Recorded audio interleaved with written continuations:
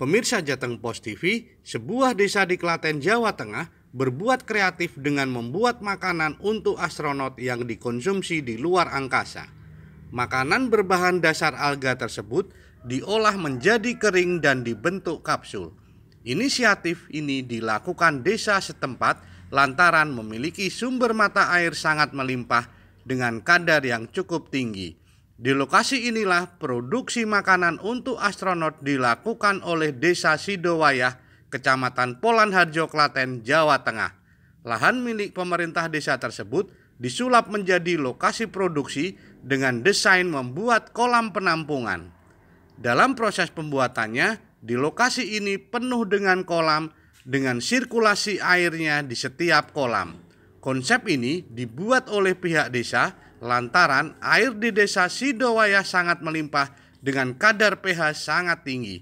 Sementara bahan dasar alam pembuatan makanan ini adalah lumut ganggang air. Dengan mengumpulkan bibit lumut air, proses produksinya dengan endapan air selama 3 hingga 4 hari menjadi spirulina.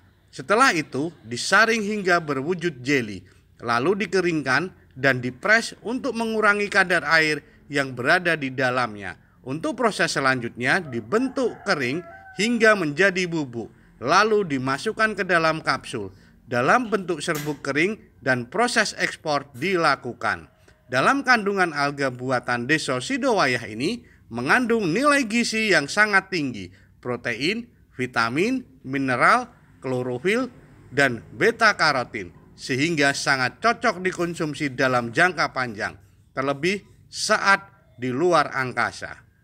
Keunggulannya adalah merupakan superfood, artinya makanan yang paling super dan ini mengandung nutrisi yang luar biasa. Jadi ketika kita minum atau makan satu kapsul itu setara dengan 1 kilo jus buah dan sayur begitu. Dan ini astronot yang keluar angkasa dan bagi para tentara-tentara yang di perbatasan ini juga makan ini karena apa? Dengan 2 kapsul itu tadi saya matur setara dengan 1 kilo buah, 1 kilo jus buah dan sayur, sehingga awet kenyang.